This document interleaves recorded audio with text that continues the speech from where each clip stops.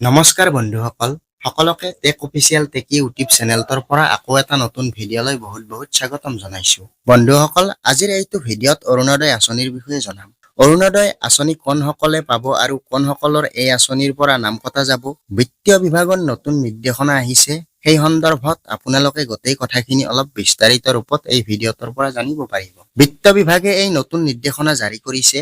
সেই নিৰ্দেশনাত কি নিয়ম বান্ধি দিয়া আছে অৰুণোদয় আঁচনিৰ ক্ষেত্ৰত। পূৰ্বে যিসকল লোকে অৰুণোদয় আঁচনিত টকা পাইছিল বা অৰুণোদয় আঁচনিৰ সুবিধা পাইছিল, সেই সকলৰ ক্ষেত্ৰত এতিয়া নতুনকৈ কিছু নিয়ম বান্ধি দিয়া হ'ব। আৰু 24 ডিচেম্বৰ লাষ্ট ডেট। 24 ডিচেম্বৰৰ পিছত বহুত মানুহৰ নাম কৰ্তন হ'ব।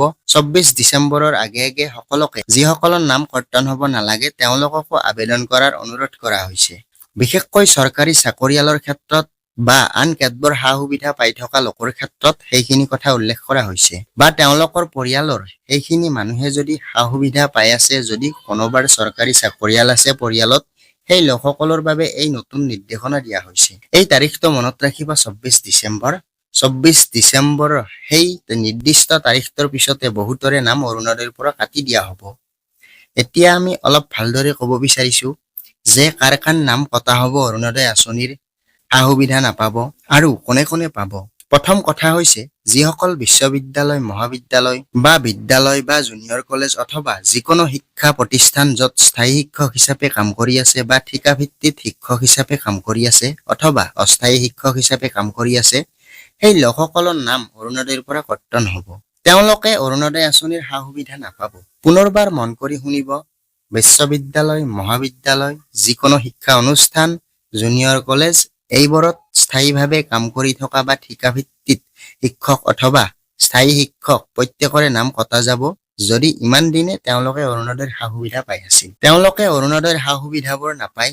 ৰাজ্যৰ বিত্ত বিভাগে এক নতুন নিৰ্দেশনা যোগে এইখিনি কথা সদৰি কৰিছে। আৰু লগতে এই সা সুবিধাবোৰ নাপাব যিসকল চৰকাৰী চাকৰিয়াল, শিক্ষকৰ কথাখিনিতো আছেই, শিক্ষকৰ লগতে আন যিবোৰ চৰকাৰী চাকৰিয়াল আছে, সেই চৰকাৰী চাকৰিয়ালবোৰে অথবা যিসকল পেঞ্চনাৰ, যিসকলে এটা সময়ত চৰকাৰী চাকৰি লাভ কৰিছিল বা চাকৰি কৰিছিল, তাৰ পিছত অৱসৰ গ্ৰহণ কৰে, এতিয়া পেঞ্চন লাভ কৰে, সেইসকলেও অৰুণোদয় আঁচনিৰ সুবিধা নাপাব।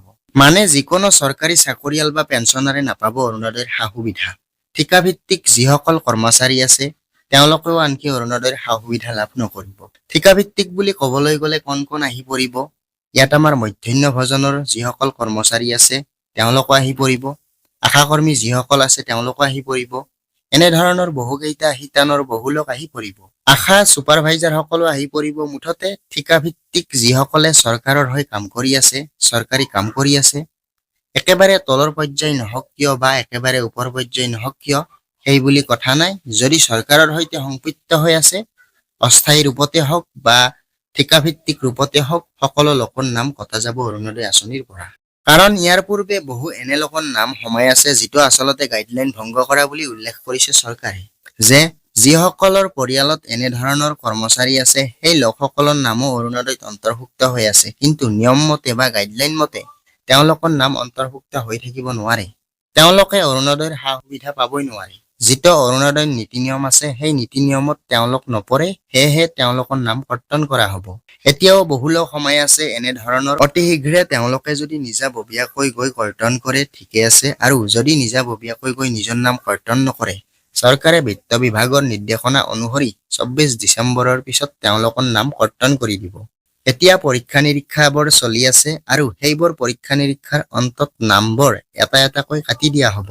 অৰুণোদয়ৰ সা সুবিধা অকল যিসকলৰ বছৰেকীয়া ইনকামৰ কথা আপোনালোকেও জানে, একেবাৰে যদি তলৰ পৰ্যায়ৰ ইনকাম হয় বা দৰিদ্ৰ সীমা ৰেখাত তলৰ হয় বা আন কেতবোৰ কিছু নিয়ম আছে, মহিলাসকলৰ ক্ষেত্ৰত, বিধৱাসকলৰ ক্ষেত্ৰত অথবা দিব্যাংগসকলৰ ক্ষেত্ৰত সেই নীতি নিয়মবোৰ আছে, সেই নীতি নিয়মবোৰ তেওঁলোকৰ ক্ষেত্ৰত প্ৰযোজ্য হ'ব।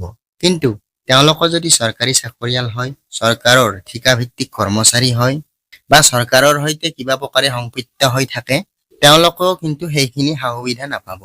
মানে চৰকাৰৰ সৈতে সংপৃক্ত হ'ব নালাগিব, দিব্যাংগই হওক অথবা বিধৱা মহিলাই হওক, যদি তেওঁলোক চৰকাৰৰ সৈতে নিৰ্দিষ্টভাৱে স্থায়ী বা ঠিকাভিত্তিক বা অস্থায়ী কৰ্মচাৰী হিচাপে জড়িত হৈ আছে, আশা কৰ্মীয়ে হওক অথবা অংগনবাদী কৰ্মীয়ে হওক অথবা মধ্যাহ্ন ভোজনৰ কৰ্মীয়ে হওক, সেই যিকোনো কৰ্মচাৰীৰ ক্ষেত্ৰত কোনো কৰ্মচাৰী বা তেওঁলোকৰ পৰিয়ালে অৰুণোদয়ৰ সা সুবিধাখিনি নাপাব। যিসকলে ইমান দিনে পাই আছিল তেওঁলোকৰ নাম কৰ্তন হ'ব 24 ডিচেম্বৰৰ ভিতৰত। এইখিনি স্পষ্ট ৰূপত কৈ দিছে অসম চৰকাৰৰ বিত্ত বিভাগৰ এই নতুন নিৰ্দেশনাত। আপোনালোকৰ কি মতামত এই নীতি নিৰ্দেশনাৰ ওপৰত কমেন্ট বক্সত কমেন্ট কৰি জনাব।